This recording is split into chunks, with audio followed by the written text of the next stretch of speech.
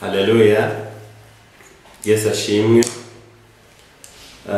Nitwa Irihose Martin, ndi umukirisitu usengera mu itorero rya EAR Paruwase Kacyiru. Aya masaha rero tugiye kuganira ku ijambo ry'Imana, ariko mbere yuko tuganira reka tubanze dusenga Imana yacu. Mana Data wa twese uri mu ijuru, turagushimiye kubw'uyu munsi mwiza uduhaye kugira ngo twongere tukuramye, tuvuge imirimo yawe, tuvuge urukundo rwawe, tuvuge ibyo wakoze.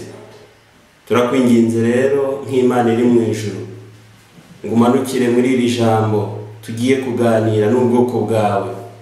Izina ryawe Mana rigaragare, ryumvikane, kandi turashaka yuko abantu bari mu isi bamenya gukomera kwawe, bakamenya ko wowe Mana wenyine, ko nta yindi Mana iruta izindi mana.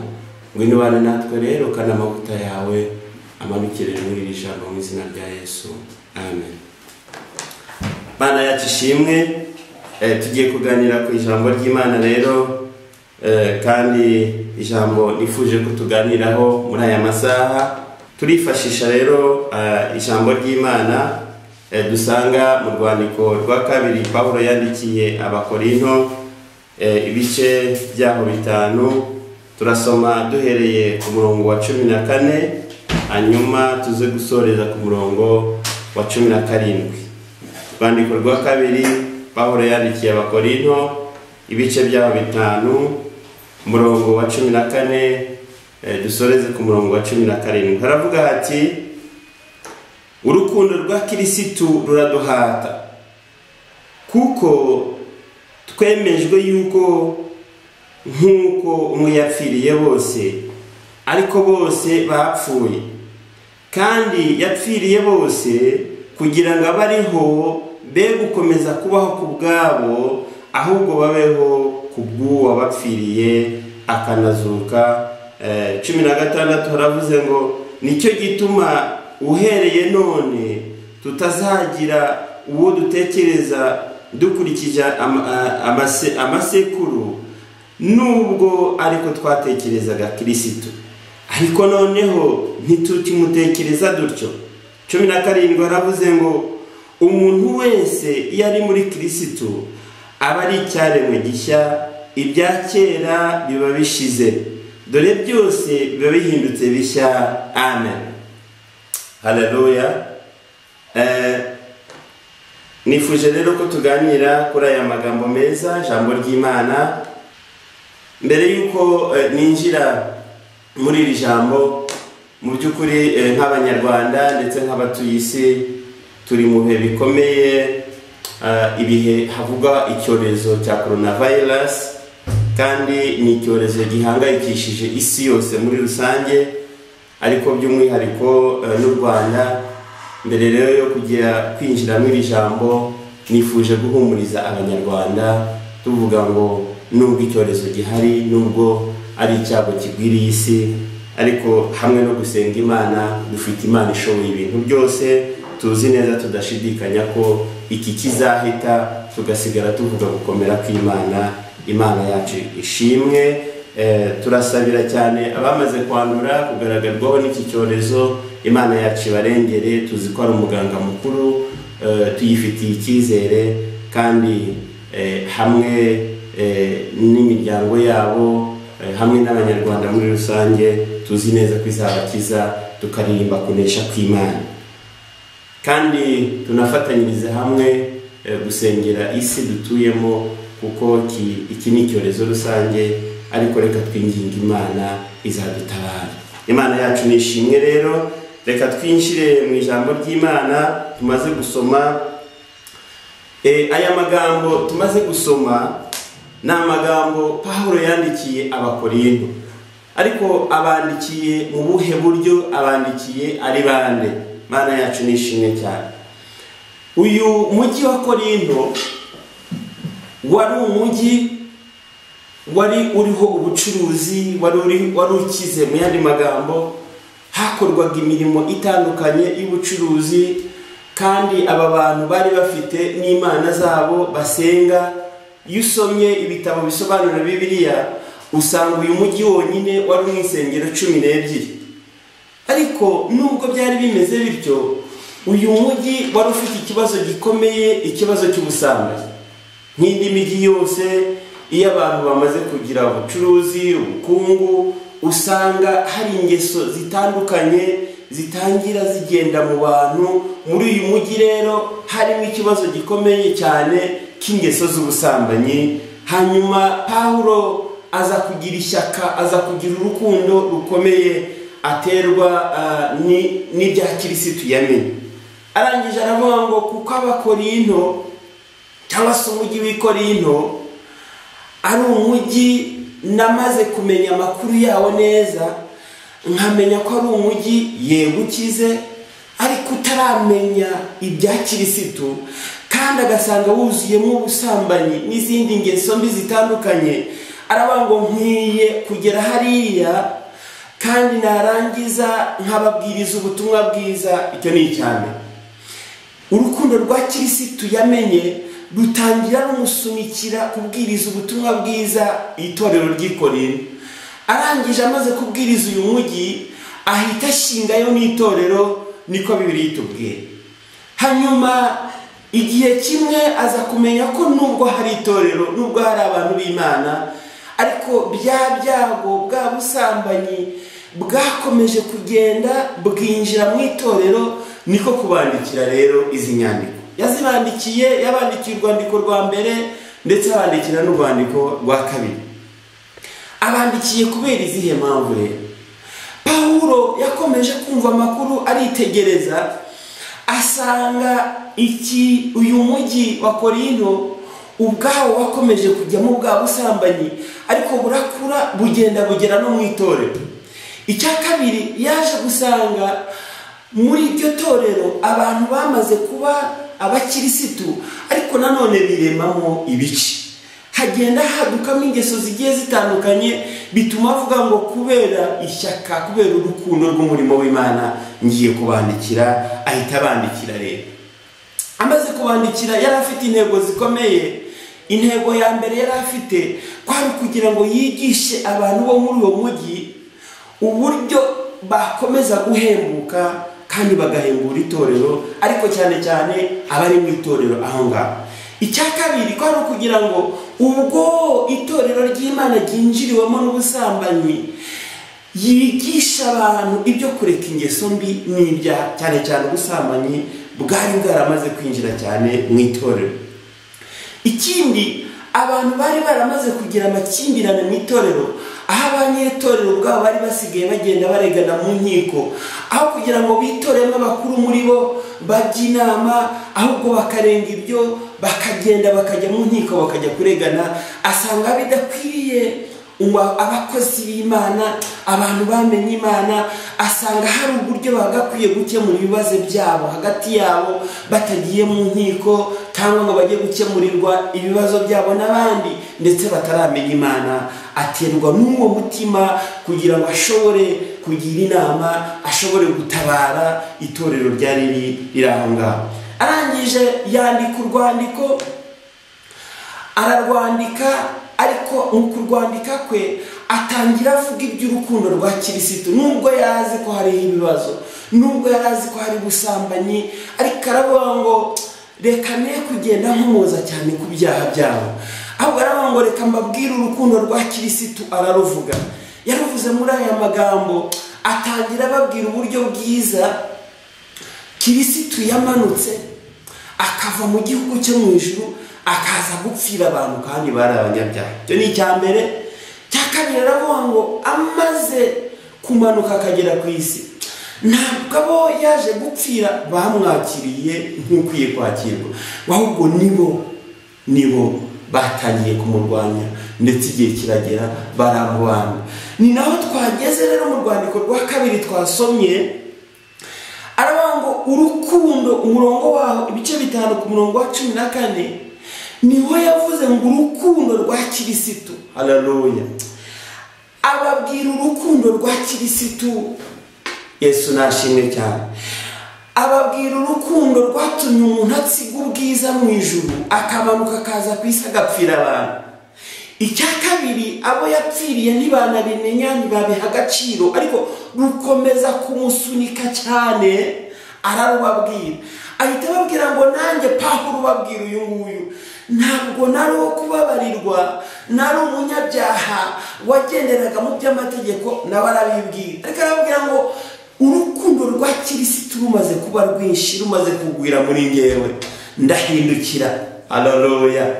Ni nayo mpamvu uyu munsi ndiho mbabwira namwe iri torero ry'i Korinto yuko urukundo rwa Kirisitu ari rwo rwatumye menya yuko Korinto harimo ikibazo, harimo ibyaha. Nza kubabwira umugabo uruta abandi bagabo, umugabo ujya ukiza ibyaha, umugabo ujya uhindura abakomeye. Haleluya. Ababwira urukundo rwa Kirisitu. Nibwo yabandikira ababwira ngo urukundo rwa Kirisitu ruraduhata. Cyo ni icyambere.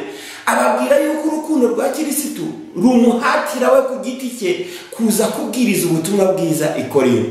Icya kabiri, urukundo rwa Kirisitu nubwo yamaze kubwiriza abantu ubutumwa bwiza, Yesu nashimwe cyane, rukomeza kubahata. Uravuga ngo nubwo bamenye ariko ntibaragasobanukirwa.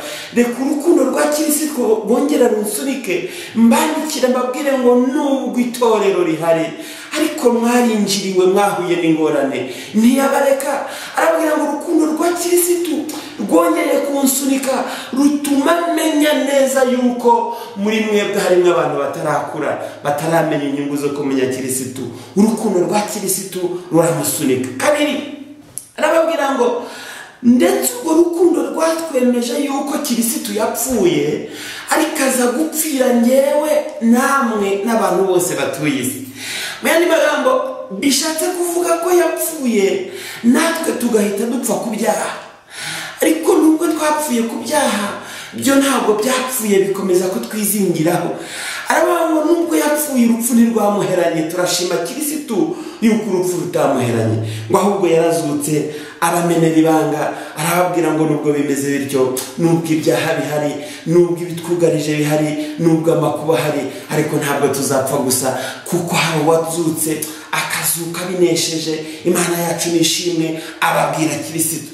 Arakomeza ku murongo wa 16 aho twasomye, aravuga ngo nicyo gituma uhereye none tutazagira uwo dutekereza dukurikije amasekuruza, nubwo ariko twatekerezaga Kirisitu, ngo ariko noneho ntitukimutekereza dutyo. Imana yacu ishimwe cyane.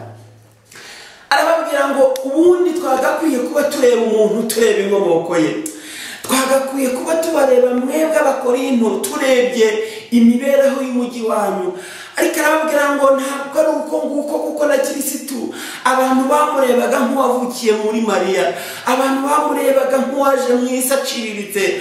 Ariko Bibiliya iratubwiye ngo ntabwo ari uko tukimutekereza, kuko uwo nguwo wari uciriritse, kuko uwo muntu abandi barebaga bakabona aciriritse rwose, yanesheje urupfu na Satani, wicaye mu gihugu cyo mu ijuru. Ababwira amakuru. Arababwira ngo ni nayo mpamvu namwe nubwo itorero ryanyu riri mu ibyaha, ariko arababwira ngo ntidukwiye kurebera mwebwe mu basekuruza yanyu, ntabwo dukwiye kubarebera muri karande, ntabwo dukwiye kubarebera mu byaha, ahubwo turavuga ngo uwamaze kwakira uyu mwana, uwamaze kwakira Yesu Kirisitu, ngo aba yahindutse icyaremwe gishya. Imana yacu nishimwe. Ni nabwo ku murongo wa 17 yababwiye, arababwira ngo umuntu wese yari muri Kristo Yesu aba yahindutse icyaremwe gishya.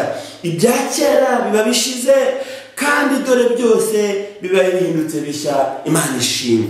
Arababwira ngo mw'Abakorinto mwe rero, nubwo namenye makuru yuko itorero ryanyu ryamaje kwinjirirwamo n'ibyaha, ariko reka mbahumurize, urukundo rwa Kirisitu ruramusunika, ruramubwira ngo Bakorinto, nubwo mwakoze ibyaha, nubwo mwabayeho gukiranirwa, ariko reka mbabwire Kirisitu waje kudupfira, apfira ibyaha. Haleluya.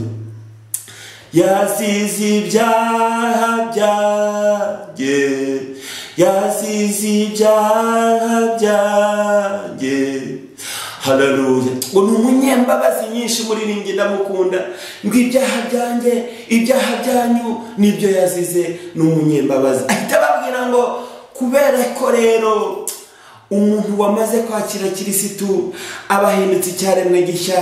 Reka mbabwire mwatorero ry'Ikorinto mwe, nimumara kwihana, nimumara kuva mu ngeso zanyu mbi, muzaba muhindutse icyaremwe gishya. Ababwira urukundo rwa kirisitu, urukundo rwa kirisitu rukunda abanyabyaha, urukundo rwa kirisitu rukunda abivuruguta, urukundo rwa kirisitu rutarobanura. Imana yacu nishimwe. Ararubabwira kandi ababwira uburyo rumuhatira kuza kubabwira nk'itorero. Imana yacu nishimwe cyane.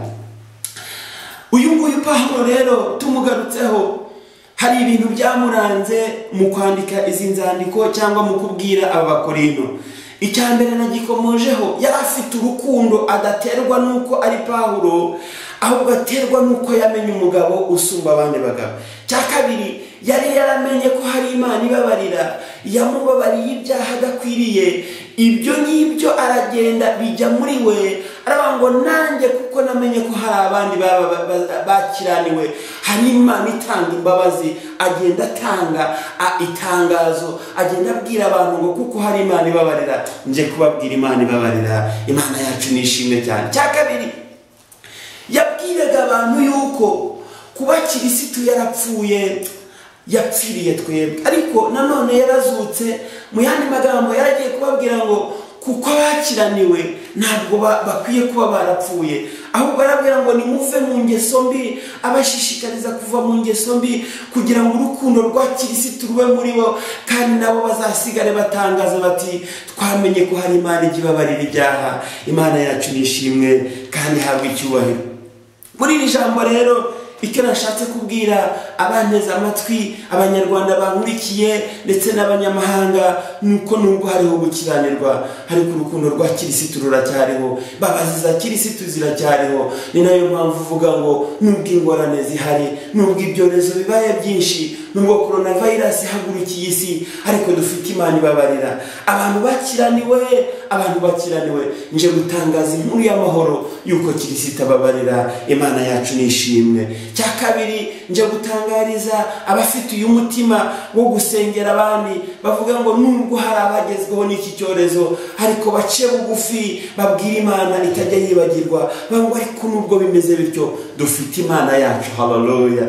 Dufite Imana yacu ishobora gukuraho ibi. Urukundo rwa kirisitu rubahatire kubwira abantu, gusengera abantu, kwikorera imitwaro y'abantu nk'uko Pawulo yikoreye imitwaro y'Abikorinto, kandi Imana ikageraho ikabababarira. Imana yacu nishimwe. Ngana ku musozo, nashakaga kubaza abanteze amatwi, nkababwira ngo mbese wowe ubeshejweho nande?